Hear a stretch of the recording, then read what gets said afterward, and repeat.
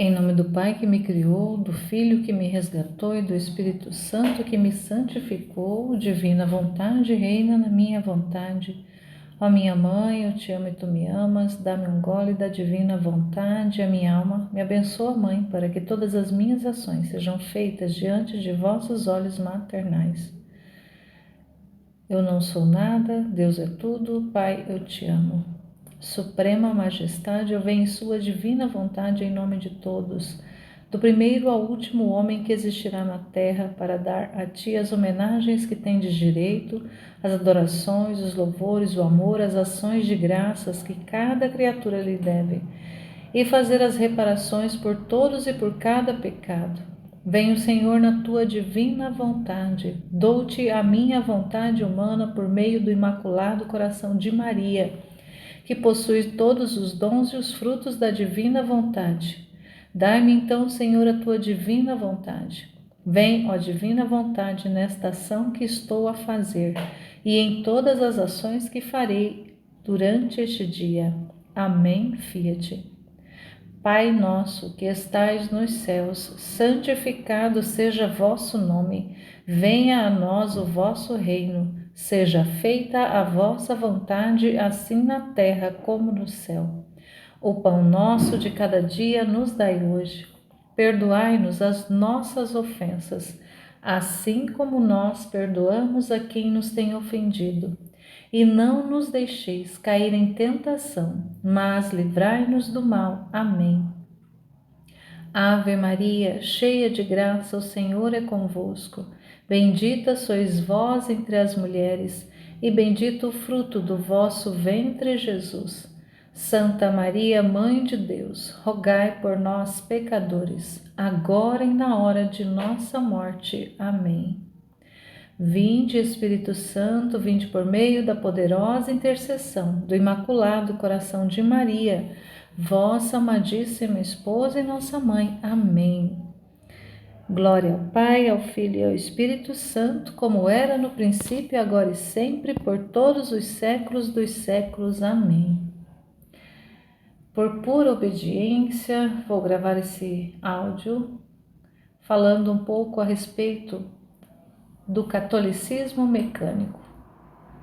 Mas antes de adentrar no conteúdo que nós vimos hoje no canal, no grupo, material muito rico, de muita informação, quero iniciar aqui já falando um pouco da minha experiência pessoal com esse catolicismo mecânico. Então, antes de falar no geral, no coletivo, eu vou falar um pouco da minha experiência, falar de mim, me colocar aqui na vitrine, me colocar aqui em exposição a respeito desse tema. Então, nasci num berço católico, sempre fui católica. Não posso dizer que fui católica de IBGE, porque desde que eu me entendo por gente, meus pais, me levavam, nos levavam, meus irmãos e eu, nos levavam na igreja, nos colocou para fazer catequese, fizemos as catequeses direitinho.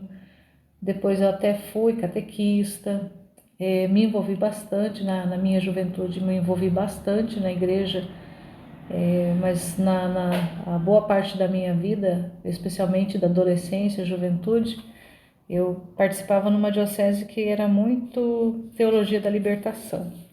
Então, o convívio que a gente tinha, que eu tive, a experiência que eu tive nesse período foi com pessoas, padres ali, religiosos, lideranças da comunidade, tudo mais, tudo ali muito envolvido com SEBs, que é as comunidades eclesiais de base, e era muita militância mesmo ali, no envolvimento com sindicatos, dos trabalhadores rurais e tudo mais. Então, nesse período todo, eu vivi assim muito uma fé, muito de militância, muito de ação, de estar envolvida em movimentos e pastorais, era muito ativismo, Foi um período de bastante ativismo. Então, a minha primeira fase de igreja, minha primeira fase foi uma fase assim, né, até bem tranquila, né, bem tradicional, né, porque a minha família era uma família tradicional. Mas quando eu entrei ali, né, final da minha adolescência, início da minha juventude, eu me envolvi bastante com esse tipo de igreja, né, de militância mesmo, de envolvimento com a questões sociais, movimentos sociais e tudo mais. Então, foi bem permeado nesse sentido. Então, em relação mesmo com a fé ali, era muito de militância, era muito de ação, ativismo puro. E depois, bem depois já de casada, já com filhos, eu tive uma experiência na renovação carismática católica.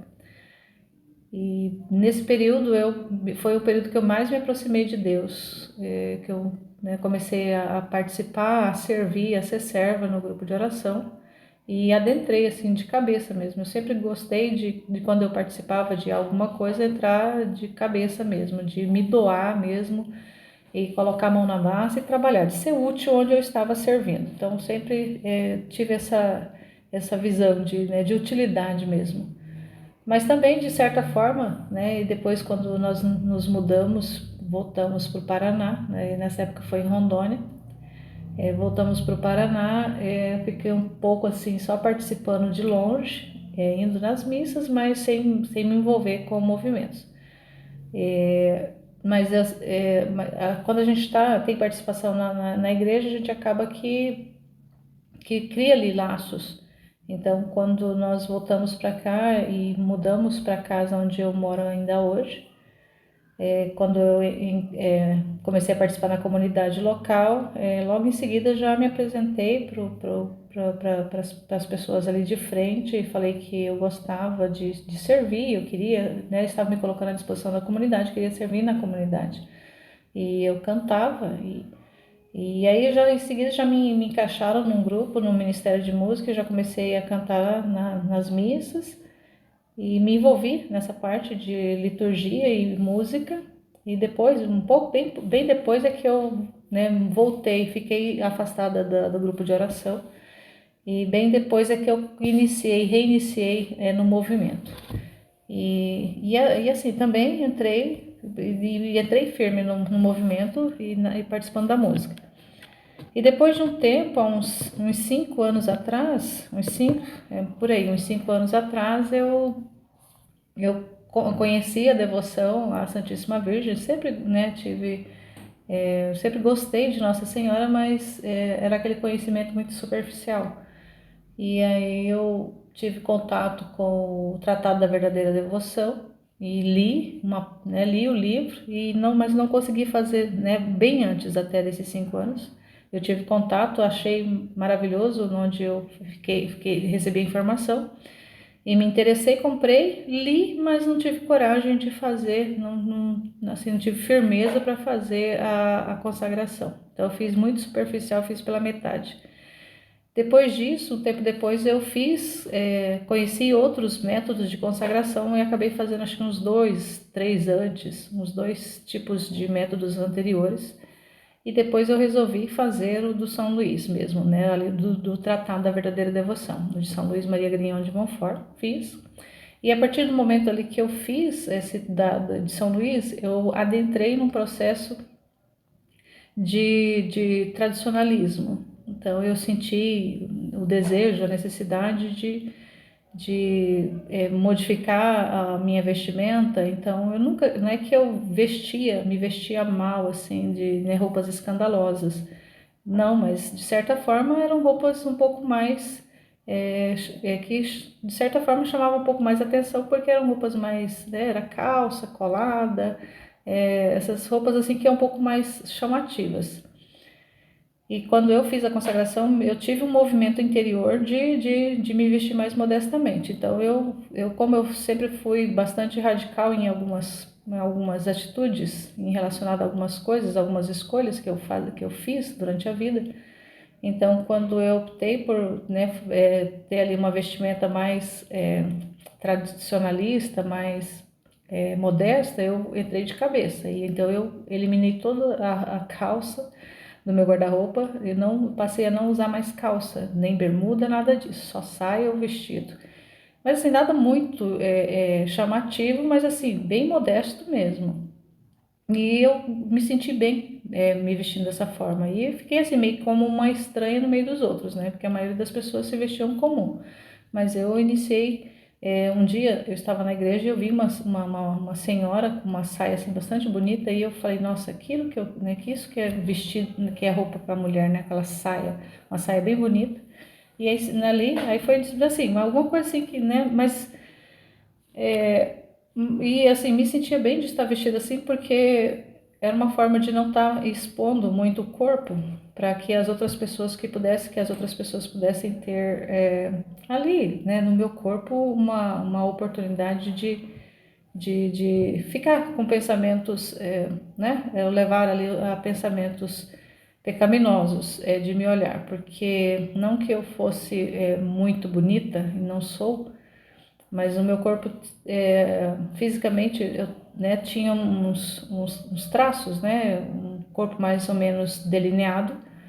Então, quando na época que eu me vestia eu vestia mais sensualmente.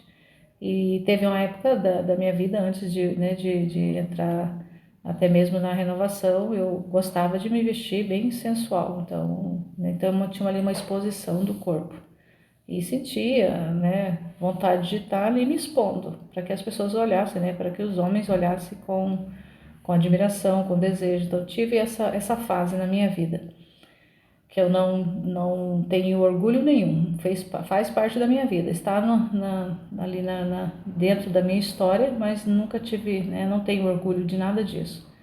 Então, também por isso que eu senti também essa necessidade de me esconder um pouco mais e de tornar, né, ali, né, estar na vestimenta modesta não está sendo causa, né, canal ali de levar né, as pessoas a olhar com um olhar diferente.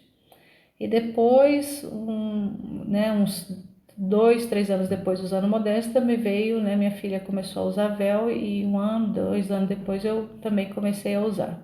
Senti a vontade de usar, na minha comunidade só ela usava. E aí eu pensei, nossa, é difícil, né? Quando é um local onde as pessoas não têm esse costume, você fica como se fosse um ET no meio dos outros, porque as pessoas ficam olhando com curiosidade, muitos olham com curiosidade, mas assim, de certa forma eu enfrentei isso e usei por mais de 3 anos, eu usei o véu. E aí foi quando eu conheci o Livro do Céu, a Divina Vontade, e fui vendo ali a necessidade de se tornar um pouco mais invisível, né? De se tornar um pouco mais comum e mais invisível aos olhares das outras pessoas, através dos conhecimentos, dos estudos que a gente vai fazendo, das orientações também que a gente vai tendo, vai levando a essas posturas, mudanças de postura.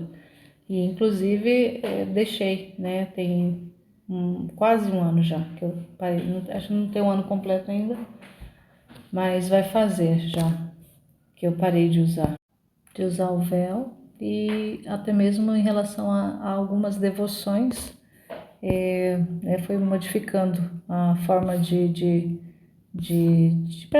prática mesmo, né, de devoções.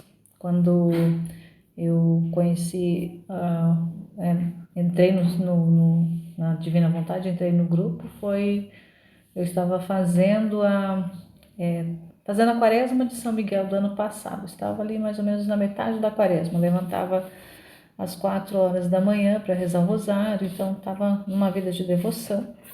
E aí, de repente, a proposta do Livro do Céu chega na minha vida e aí modifica, né? Modifica tudo. Eu parei, né? Eu não fiz, não concluí entrei assim, né? Para estudar mesmo, para ler, para meditar o conteúdo e deixei o rosário, deixei ali a quaresma e não concluí.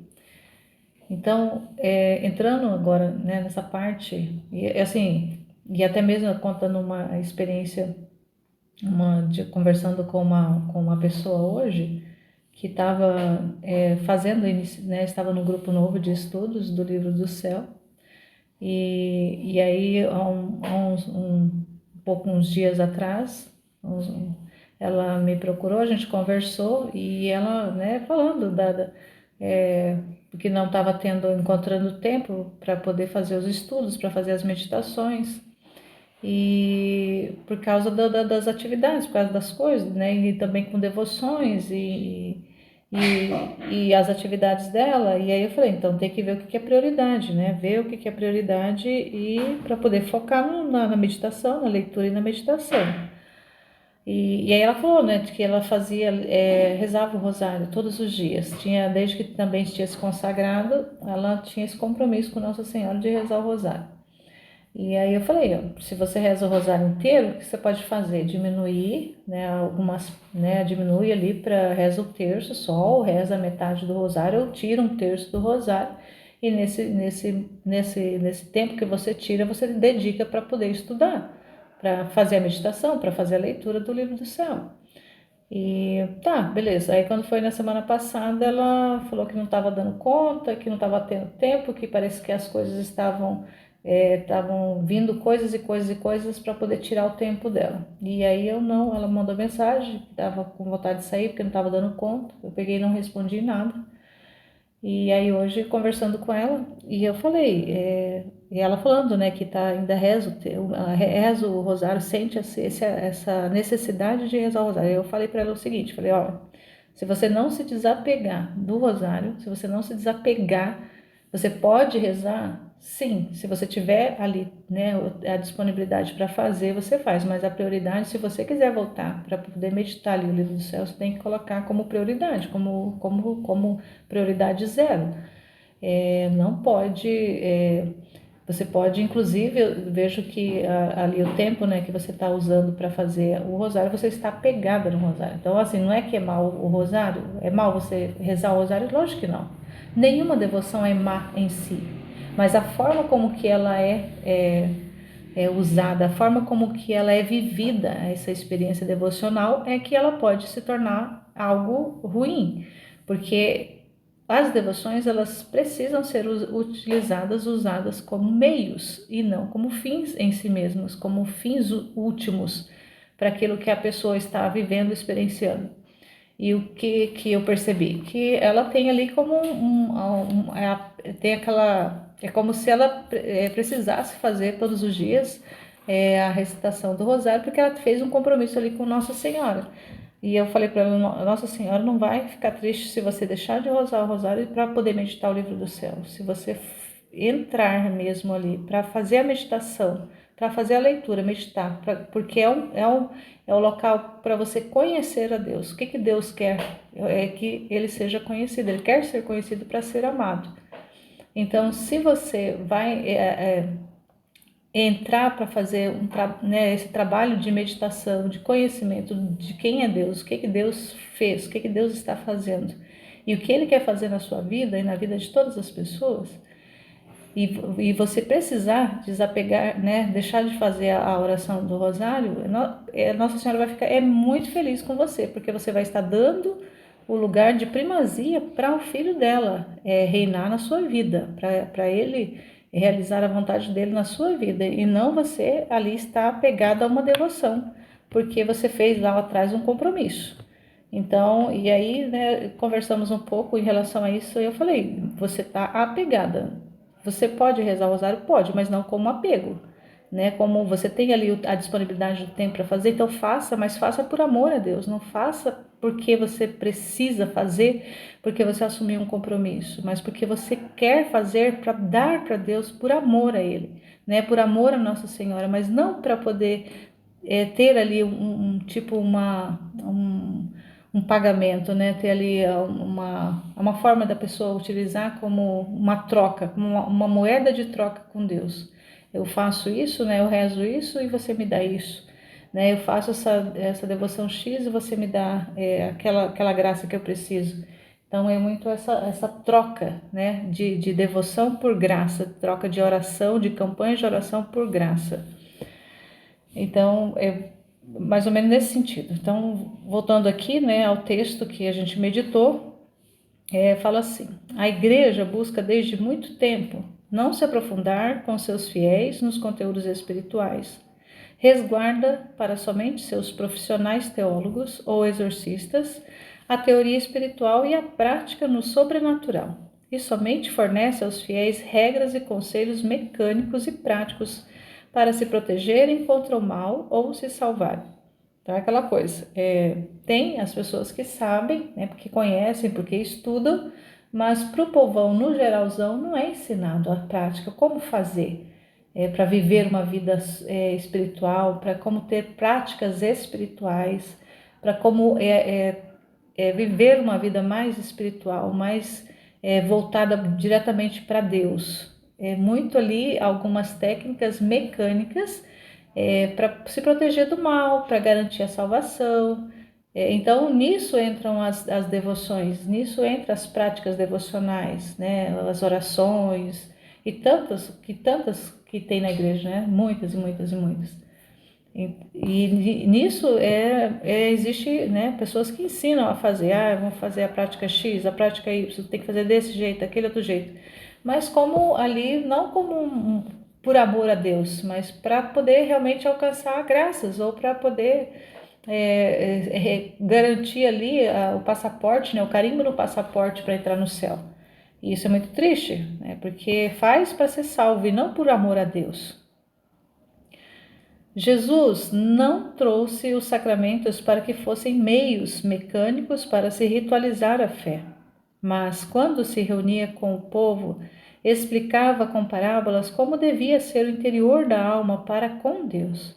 E aos apóstolos explicava as parábolas mais minuciosamente. E os enviou para cuidar das ovelhas do rebanho, ensinando e depois batizando-as. Então, a forma como Jesus ensinava, né, ele falava por meio de parábolas, mas ele, com os apóstolos, para o povo no geral, mas para os apóstolos, que eram aqueles que estavam aprendendo, era aquele que ele estava formando, ele explicava essas parábolas, o significado espiritual de cada palavra, né, de cada parábola que ele pregava para o povo. Então, os ensinamentos que ele dava, ele explicava, né, a ação espiritual, o que existia de espiritual por trás, a explicação do espiritual que existia. Então, era uma formação que ele fazia com os seus discípulos, para que eles depois, né, na sucessão, ao longo dos séculos, fossem passando, ensinando, né? Então, ensinava-se as pessoas a ensinar as outras pessoas. E hoje o que a gente não vê, né? Que poucas pessoas detêm o conhecimento de uma vida realmente espiritual, de como fazer. Mas assim, isso, fazer essa transmissão mesmo de forma mais levando as pessoas a essas práticas, é muito poucas as pessoas que se dedicam a isso. Hoje, assim, tristemente, nos nossos tempos de tecnologia, de internet, a gente até vê alguns padres, né, não só padres, mas até mesmo pessoas de relevância nos meios digitais, né, nas mídias sociais, que tem um pouco de influência, né, que são chamados os influencers, que têm um certo conhecimento, que estudam, né, se dedicam, estudam e buscam ali esse conhecimento para ter ali uma vida mais voltada para o espiritual, né, de prática espiritual mesmo. Só que por elas dedicarem muito tempo para estudar, para se aprofundar, elas querem depois, para elas transmitirem depois esse conhecimento para as demais pessoas, elas cobram, né, através dos cursos. Hoje o que mais tem na internet são plataformas com cursos para ensinar de tudo que a gente imaginar, inclusive práticas espirituais. E pessoas da igreja fazendo isso. E não só leigos, né, leigos, mas inclusive sacerdotes. É errado fazer dessa forma? Claro que não é errado, mas poderia ser, né, principalmente uma boa parte do conteúdo poderia ser disponibilizada de forma a ensinar sistematicamente, sem cobrar. Muitos até usam o argumento de que porque dedicou muito tempo para estudar, e outros que se eu liberar o conteúdo gratuito as pessoas não vão valorizar. Na verdade, assim, arruma meios de se justificar do porquê que não libera alguns conteúdos de forma gratuita, disponibiliza. Mas mesmo assim, mesmo não tendo assim alguns conteúdos de maior aprofundamento disponibilizado gratuitamente, mas existe muito material. Então hoje a internet está cheia de materiais que vai liberar um certo conhecimento, mas ter assim uma proximidade maior com as pessoas, que né, no caso seria mais presencialmente, no caso nas paróquias, ter ali grupos de estudo, incentivado pelos sacerdotes, incentivados ali pelas lideranças de mais de frente das comunidades, tem pouco. E o pouco que ainda tem é muito direcionado a essa questão ainda devocional do pessoal, né, dessa negociação pessoal com Deus. E não leva em consideração realmente o que realmente Deus quer, né? De fazer por amor a Deus, de fazer esse trabalho de ensinar as pessoas a ter essa experiência, né? De levar as pessoas a ter a experiência com Deus através da inteligência, através do conhecimento, através ali né, de entender, de compreender, né, como que Deus como é que Deus se revelou, como é que Ele pensa, como é que Ele, como é que Ele trabalha e como é que Ele trabalha na alma. Para fazer esse trabalho não sei, é muito raro de encontrar. Então, assim, hoje o ensino é muito precário. Apenas se ensina a necessidade de se ir à Santa Missa cotidianamente ou rezar o rosário diariamente, a adoração e usar os sacramentais, dentre outras práticas meramente mecânicas, sem alma e significado real para muitas almas. Então, né, tem muito incentivado as práticas, mas de forma muito precária mesmo, né, sem levar-se em consideração realmente a efetividade, o trabalho, né, como que aquilo ali realmente se desenvolve, como que aquilo ali toca, trabalha na alma diretamente. E outra coisa, trabalha-se muito no sensitivo, né? Até mesmo em relação a algumas pregações e alguns movimentos que trabalham muito o sensitivo, né? Levam as pessoas à emoção, então seguram muito as pessoas pela emoção. Então continua as pessoas presas ao sensitivo e não leva realmente a uma meditação profunda, a um conhecimento, né, que advém de uma meditação, uma contemplação da verdade, de enxergar a verdade através do estudo, através né, desse contato mais próximo de meditar, né, as verdades de Deus, as verdades divinas. Elas são orientadas a ir ou para a igreja ou frequentar os sacramentos, para não ir para o inferno, para serem protegidas das tentações e ataques demoníacos, entre outras orientações. Mas o verdadeiro sentido de amor a Deus não é praticado pela maioria das almas católicas. Olha que grave, né? Eu vivia também dessa forma. Falta verdadeiro amor interior e conhecimento verdadeiro de tudo o que Deus fez pelo seu povo amado. E os fiéis não sabem qual a verdadeira postura interior para com seu Deus. Jesus se sente cotidianamente sozinho no tabernáculo. Almas frias e geladas é o que ele sente se aproximar dele. Orações que elas apenas rezam, na verdade, para pedir, pedir e pedir, sem dar sequer um verdadeiro bom dia de coração ao seu Redentor. Ele é um banco, um balcão de milagres e promessas. A fé delas se baseia em receber apenas por meio de novenas, promessas, obediência aos conselhos espirituais de forma meramente mecânica e esperam a recompensa. São apenas servos que entregam uma oferenda de ação de fé e esperam seu pagamento. Muitas vezes, pagamentos meramente usados apenas para fins terrenos como saúde, emprego, proteção, libertação e aí por diante, né? É o que a gente vê que, né, o fim de muitas das devoções, dessa participação do católico é muito nisso, né? De estar ali recebendo, de estar ali fazendo a devoção, mas para receber como pagamento algo relacionado à saúde ou financeiro, ou realmente para se proteger dos ataques e tudo mais. É muito triste nessa relação que as pessoas querem ter com Deus, uma relação puramente de negócio e não de amor, uma relação de amor. E Deus aceita conviver assim com seus servos? Sim, pois os trata como apenas servos, não como filhos. Então Deus tolera, Deus permite essas coisas porque por longos séculos foi necessário para levar as pessoas a terem, de alguma forma, experiência espiritual. Mas hoje, sobretudo hoje, ele ainda está tolerando, mas ele não quer mais esse tipo de relacionamento. Ele não quer mais se relacionar com o ser humano dessa forma da troca. Eu rezo para que o Senhor me alcançar a graça X ou Y. Eu faço a campanha de oração, né? Vou no Cerco de Jericó, vou na novena da Desatadora dos Nós, participo no grupo de oração, ou eu participo do movimento XYZ, para poder ir garantindo, que é tipo assim, ó, como se fosse um seguro de vida que eu vou pagando para poder, no dia que eu morrer, eu ter ali o carimbo, né, o selo no meu passaporte para mim ir para o céu. Esse medo de ir para o inferno, que ainda tem, graças a Deus que ainda tem muitas pessoas, mas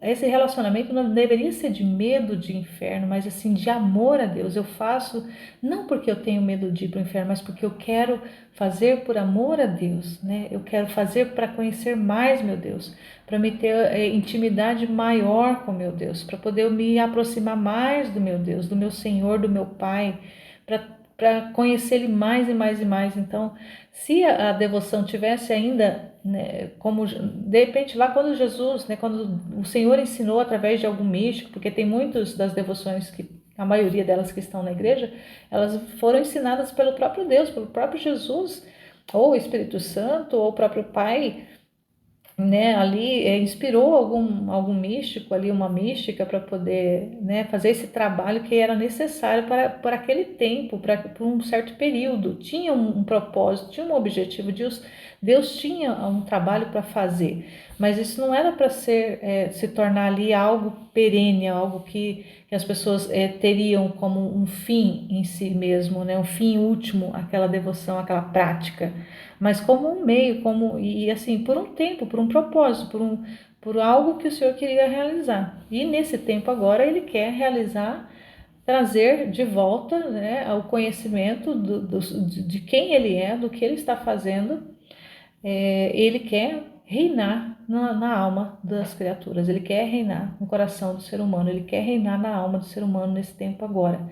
E as devoções hoje, elas não ajudam em nada nesse processo, porque elas se tornam meios de apego e se tornam fins em si mesmo para alcançar o céu. E Deus quer ter relacionamento, Deus quer se relacionar com os seus filhos, Ele quer se relacionar com a sua criatura, Ele quer se relacionar com o ser humano. Então nós precisamos compreender isso que Jesus quer fazer, que o Senhor quer fazer, que Deus quer fazer. E nesse tempo, ele, mais do que tudo, é o que ele deseja filhos e não apenas servos, filhos que partilhem dos seus bens, que recebam os seus bens, que tomem posse dos seus bens. Mas para isso é necessário que esses filhos o conheçam, o dê a primazia na vida de quem, né, para ele fazer esse trabalho. Porque a gente sabe que só se ama o que se conhece, como dizia Santo Agostinho. E só que não é apenas um conhecimento teórico, né? Eu não vou conhecer Deus apenas teoricamente, como está escrito lá no livro X, lá né, como que ele revelou lá para o místico tal, para o santo tal. Não é uma teoria, não é um conhecimento teórico, mas é um conhecimento vivo, é uma vida de conhecimento, é uma vida compartilhada, uma vida vivida, ali um relacionamento íntimo com esse Deus. Então é um conhecimento de vida, não é teoria. Só que aí, como a gente, né, tem consciência, né, dessa realidade também, de que as pessoas, né, vários, embora a gente tenha ali os meios de comunicação com a informação na palma da mão, as pessoas têm buscado de tudo, mesmo conhecer de fato quem é Deus. Poucas pessoas buscam isso, né, esse conhecimento íntimo com Deus. E a necessidade, né, desse conhecimento, né, de ter pessoas que estejam ensinando falando a respeito disso, pregando, abrindo a boca e dando espaço para que Deus se comunique através dessas pessoas falando. E o objetivo nosso hoje também é aqui, né, dar a nossa boca para que Deus comunique aquilo que Ele quer falar. E para poder chegar, né, para que a nossa voz não, mas a voz de Deus possa alcançar muitos e muitos corações, muitas e muitas consciências, da forma que Ele quiser. Ele use-nos, né, que Ele nos use. É isso que nós queremos mais do que qualquer coisa, que sejamos esses filhos que Ele vai dar a vida ali, a alma, para poder Ele reinar. E então são várias coisas, né? São fórmulas e fórmulas, são muitas coisas que a gente vai vendo. E por que, né? Se eu falei no começo, né, um pouco da minha experiência, claro que não deu para falar tudo agora, né? A gente vai falando isso aos poucos nas partilhas que a gente vai fazendo. Mas como é que essa ficha foi caindo? Está caindo, né? Está caindo. Está vindo essa mudança de mentalidade, de postura que está acontecendo comigo e está acontecendo com mais algumas pessoas, mundo afora, mas sobretudo, né, num grupo que a gente estuda aqui no Brasil. Foi através dos conhecimentos que a gente está tendo do Livro do Céu, da serva de Deus Luisa Picarreta. Então, ao longo dos séculos, o Senhor foi se manifestando, né, para alguns místicos, mas as manifestações que ele, né, fez para essa serva de Deus, a Luisa Picarreta, são conhecimentos inéditos, são revelações inéditas. Embora a gente saiba que é revelação particular, ninguém é obrigado a acreditar. Mas, uma vez que a revelação está em conformidade com a doutrina da igreja, com os ensinamentos da igreja, também não é mal a pessoa se aprofundar, conhecer e adentrar mais e mais nos conhecimentos que essas revelações particulares trazem. Elas são auxiliares, são auxílios poderosos. E nesse caso específico da Luisa Picarreta, do Livro do Céu, estão contidos ali as manifestações, como Jesus fala, né, nos escritos, é o desabafo de amor de Deus, é o desabafo de um Deus que quer desabafar, um Deus que quer se comunicar, é um Deus que quer se fazer conhecido pelas suas criaturas, é um Deus que quer trazer a criatura de novo à ordem original para o qual foi criado, para o qual foi chamado à vida. Então, assim como ele fez lá no início da criação, quando ele fez Adão e Eva, ele fez eles puros e totalmente ordenados, e onde ele reinava na alma e no coração de Adão e Eva, e ele quer que nós voltemos a esse estado de originalidade. Para muita gente isso vai soar não só estranho como que impossível, mas para Deus nada é impossível. Para Deus tudo é possível. O que Ele quiser fazer, Ele pode, porque o poder é dele. E Ele estabeleceu, Ele decretou fazer isso na terra, fazer isso com as criaturas nesse tempo. A Luísa, ela viveu de 1865 a 1847. 1847 foi quando ela faleceu. Então ela viveu mais de 80 anos e maior parte da sua vida, boa parte, mais de 60 anos da sua vida, ela viveu numa cama à disposição de Deus, à disposição de Jesus, a uma vítima, onde ela recebeu todas essas informações que o Senhor usa, esses desabafos de Jesus, esses desabafos de Deus, esses desabafos da vontade divina, o que ela é e o que ela quer fazer. Claro que não está tudo contido ali, porque Deus é infinito. Deus é grandioso demais, não caberia, né, em 36 volumes, não caberia em livros todos que fossem escritos, não caberiam tudo que é Deus. Mas boa parte daquilo que nós precisamos saber está contido nesses volumes. Então, ao ao acessarmos esses conhecimentos que estão contidos nesses volumes, é impossível, se nós temos no fundo da nossa alma o desejo de amar Deus, o desejo de conhecer Deus, é impossível nesses conhecimentos não atingirmos esses graus, porque ele vai se revelando, vai se mostrando e vai mostrando a sua vontade, vai revelando a sua divina vontade ali e realizando na alma que está aberta, que está disponível, vai realizando esse projeto de trazer essa alma para a originalidade da criação, né? O chamado da criatura à ordem, ao posto e à finalidade para a qual foi criada. É isso que ele quer nesse tempo. Então, se as devoções estão auxiliando nesse processo, ótimo, mas se elas são ali estorvos, e para muita gente elas hoje, ao contato com o livro do céu, com os conhecimentos que são totalmente novos, diferentes de tudo que a gente já viu, muitas vezes essas devoções elas se tornam estorvos, porque elas têm ali na criatura, na pessoa, a pessoa tem um certo apego por essas devoções. Então é preciso que muitas vezes de forma radical a pessoa, não que ela abandone de vez, mas ela deixe numa gaveta muito daquilo que ela aprendeu, né? Isso que eu tenho feito na minha vida.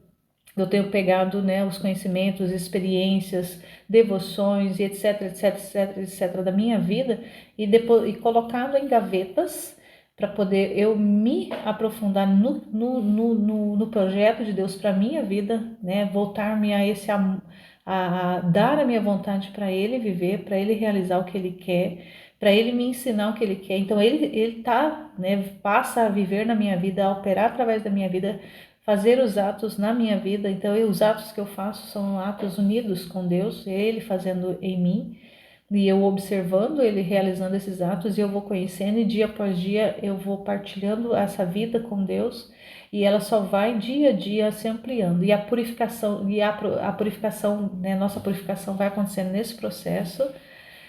E nisso a gente não tem mais aquela necessidade de fazer por medo, né? Por medo do demônio, por medo do inimigo.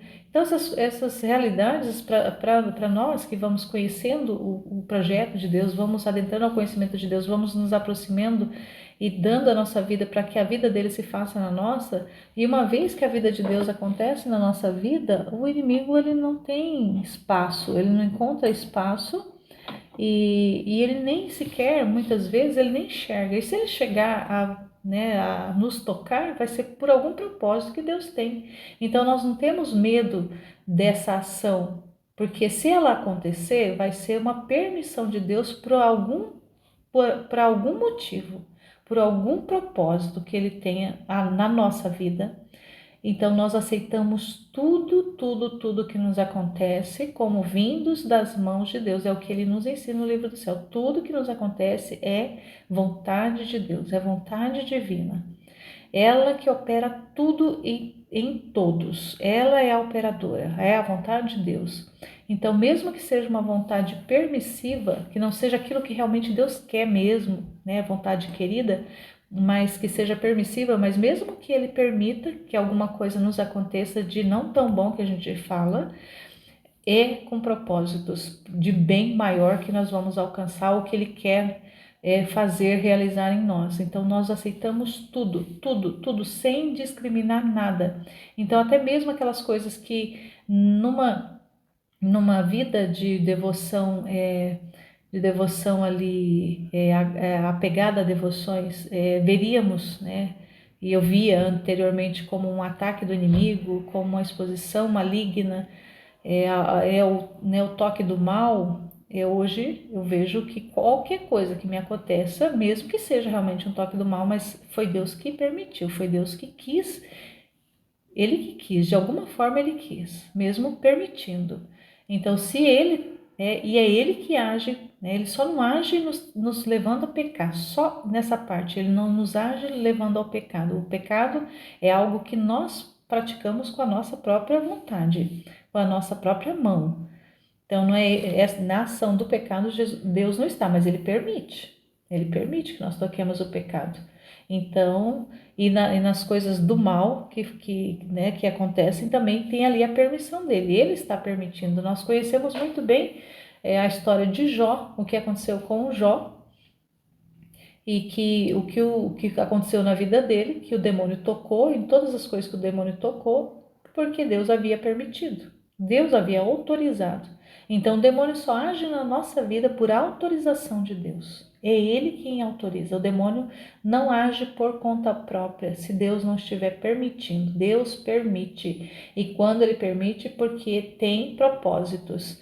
Então, seja para correção, seja por castigo, seja por,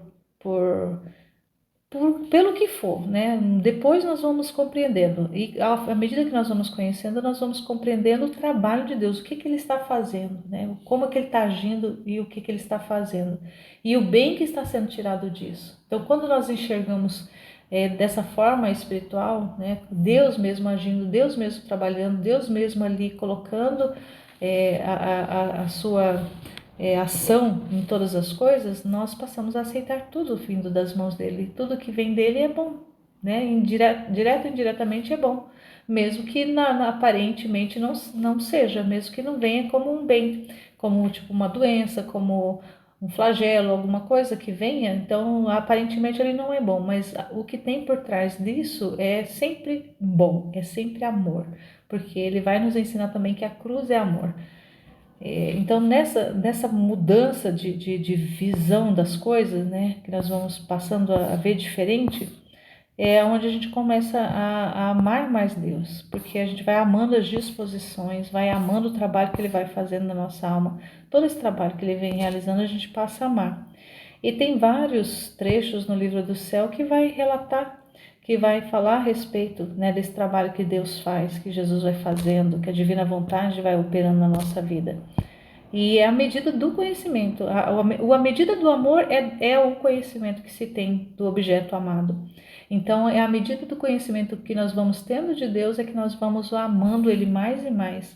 E se o nosso foco é amar Deus, é dar glória a Deus, é, dar tudo para Ele, porque tudo já é dele, mas é nós reconhecermos que realmente tudo é dele e dar para Ele é diferente de nós termos esses apegos, né, nessas devoções ou rezar simplesmente para receber os pagamentos e as recompensas, como a gente vai aprendendo, como a gente aprendeu. E aí nós vamos desapegando desse tipo de aprendizado que nós tivemos ao longo da nossa vida, né, de uma forma ali de ter esse relacionamento mecânico, esse relacionamento distante com Deus, para passar a ter um relacionamento realmente de verdade, um relacionamento na verdade, um relacionamento na luz, um relacionamento no amor, um relacionamento na fé, um relacionamento ali realmente fundido com essas próprias características que é de Deus mesmo, né? Que é a fé, a esperança, a caridade. Então, todos esses atributos que são de Deus, que Ele infunde em nós, e nós vamos crescendo nesses atributos, nós vamos crescendo nessas virtudes que são de Deus mesmo, e inclusive até mesmo das virtudes humanas, nós desapegamos delas, nós não parecemos ser bons muitas vezes para as pessoas, porque assim, as pessoas quando elas nos olham com o olhar humano, elas não vão ver nada de bom, nada de diferente em nós. Mas quando se a pessoa busca compreender a mudança, busca compreender as atitudes, busca compreender de forma espiritual o processo, aí não tem como elas também não querer viver uma vida também assim com Deus. Então, assim, quem olha humanamente não vai ver nada de diferente ou até mesmo vai achar muito estranho muitas coisas em nós. Mas a vida que nós estamos buscando viver e estamos nos empenhando a nossa vida, porque uma vez empenhando no sentido que nós estamos dando a nossa vida para que Deus viva, não é para que as outras pessoas vejam, mas é realmente para poder dar glória para Deus, para que a nossa vida seja motivo de glória para Deus, para tudo que nós formos fazer, seja uma obra pequena ou grande, nós não olhamos para o tamanho da obra, nós sequer olhamos para a obra em si, mas nós olhamos o que Deus está ganhando com essa obra. Então, até mesmo na gravação desse áudio aqui para fazer esse vídeo, qual que é o objetivo? É a glória de Deus. Independente se ele vai ser escutado por uma pessoa, por 10 ou por nenhuma, não importa. O que importa é Deus, o que importa é fazer esse trabalho para Deus, porque Ele quer esse trabalho, Ele quer a nossa boca, Ele quer a nossa atitude de adesão ao plano e ao projeto dele. E o trabalho que nós fazemos não é um trabalho para alcançar pessoas, indivíduos, é um trabalho para alcançar almas. É um trabalho que é feito para o espiritual, para o universal. E é um trabalho que é o próprio Deus que realiza. E o trabalho de Deus, ele é universal. Ele vai nas almas do presente, do passado e do futuro. Ele alcança todas as gerações.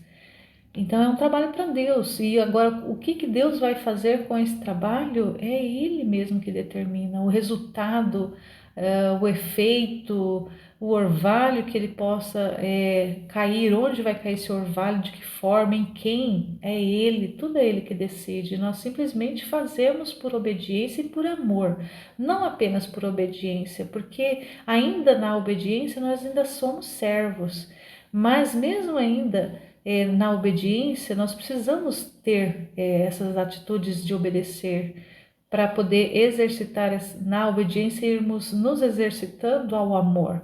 Então é um amor que nasce na obediência, mas que não fica na obediência. Ela progride e fixa-se no amor, fixa-se na fé, fixa-se fixa-se em Deus mesmo. É um coração, é um olhar voltado para Deus, é a alma realmente desejosa de Deus, é uma alma que deseja Deus, que deseja essa experiência, que deseja esse contato, que deseja esse relacionamento com Ele.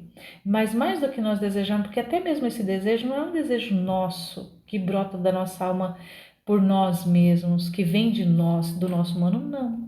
É um desejo que Ele mesmo coloca no nosso coração, é um desejo dele em nós. É uma vida que Ele quer fazer conosco. Então Ele comunica a sua vida, Ele comunica a sua vontade e nós só correspondemos. Então aqui é um ato de correspondência ao desejo de Deus de ser conhecido, de ser amado pelos seus filhos, pelas suas criaturas. Então se Ele deseja, se Ele quer fazer isso e Ele quer usar da minha pequenez, da minha limitação, do meu nada, porque eu sou um nada em si, né? Nós que nos damos a divina vontade, nós somos nada. Nós reconhecemos o nosso nada, a nossa limitação, as nossas misérias, e que alguma coisa de boa que nós possamos fazer é Ele mesmo que faz em nós. Então nós passamos a não nos olhar, a não nos vermos como pessoas que fazem algo. Não, nós somos apenas instrumentos, somos apenas aquelas almas que querem, que têm realmente um desejo profundo, né? Uma vontade grandiosa de que Deus realize em nós o seu projeto, que Ele viva na nossa vida, que Ele reine, que Ele sente no trono do nosso coração e reine. E faça ali, conduza a nossa vida do jeito que Ele quiser. Use a nossa boca do jeito que Ele quiser. Que nós possamos expressar, comunicar o que Ele quiser. Mesmo que isso soe estranho, que isso soe... que pessoas rejeitem, que pessoas não queiram escutar, não importa. É tudo para a glória de Deus. E nesse dia é isso que eu estou fazendo. Estou movendo meu coração, a minha vida, colocando à disposição do Senhor para que Ele receba toda a glória, todo o louvor, toda a minha adoração por esse trabalho que é tão pequeno, que é tão simples, mas que nas mãos dele pode ser o que Ele quiser. E é esse o meu desejo. Senhor, a Ti entrego a minha vida, a minha boca, os meus pensamentos, o meu coração, a minha alma é Tua. Dispõe dela conforme o Senhor quiser. Senta no trono do meu coração e reina. Divina vontade, reina na minha vontade. Louvado seja nosso Senhor Jesus Cristo e sua Mãe Maria Santíssima, para sempre seja louvado. Amém, aleluia. Em nome do Pai, do Filho e do Espírito Santo. Amém.